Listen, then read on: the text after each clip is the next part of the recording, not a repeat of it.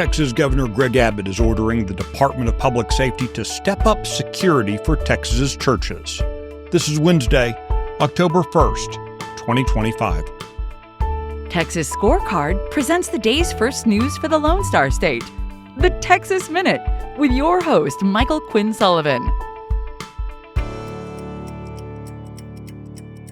Thanks for kicking off the month of October with the Texas Minute. If you don't mind, please give the Texas Minute a rating, and if you have time, a review. We appreciate the feedback, and it helps others find the show.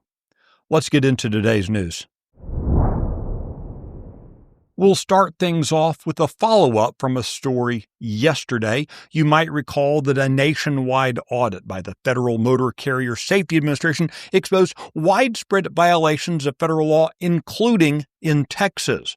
As a result, the Department of Public Safety has suspended the issuance of certain commercial driver's licenses. Effective immediately, DPS will no longer issue or renew non-domicile CDLs, commercial learner permits, or any commercial license for refugees, asylees, or DACA recipients. The agency confirmed the suspension also halts any pending applications for testing for drivers in those categories. Earlier this month, Governor Greg Abbott directed DPS to begin enforcing English language proficiency reviews for commercial drivers in line with President Donald Trump's order tightening federal licensing standards. Residents in the small North Texas city of Whitesboro are about to be hit with a big property tax hike. Earlier this week, members of the Whitesboro City Council unanimously approved a property tax rate that will hike the average homeowner's city property tax bill by nearly $500. City residents will not have the opportunity to vote on the tax hike. That's because of a carve-out in a 2019 property tax reform law that exempts municipalities with fewer than 30,000 residents from a 3.5% tax increase cap that's imposed on larger cities. It sounds like Whitesboro needs a tea party. A $500 million low-interest loan from the Texas Energy Fund will be used by NGR Energy to build a new natural gas power plant near Baytown outside of Houston.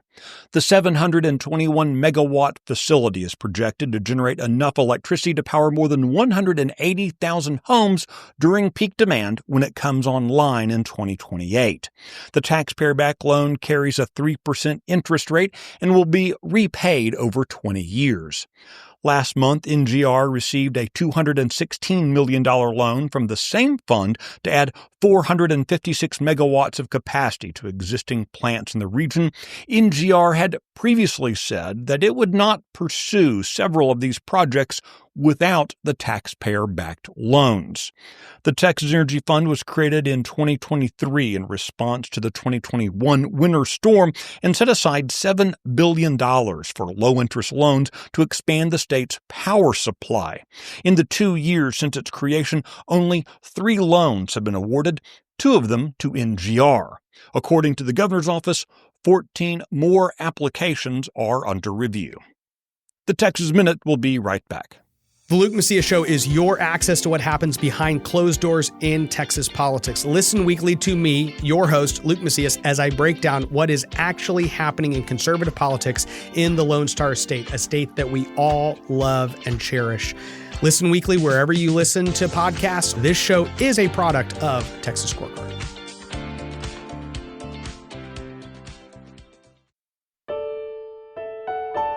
After a horrifying assault over the weekend at a church in Michigan, Texas Governor Greg Abbott has ordered the Department of Public Safety to ramp up security around places of worship across the state. According to the governor's office, the goal is to identify threats and prevent life-threatening attacks before they happen. Texas has taken several steps in recent years to allow churches more freedom to protect themselves and their congregants. Under state law, churches may form volunteer security teams without requiring members to be licensed as private security guards, so long as they are unpaid and don't wear uniforms suggesting they're law enforcement. You can find the details on that story and the others mentioned today and keep up with the latest news by visiting TexasScorecard.com. This edition of the Texas Minute was based on the original reporting of Michael Wilson, Aaron Anderson, and Brandon Waltons. Our producer is Nick Shepard. I look forward to seeing you out around the Lone Star State. Now go make it a great day.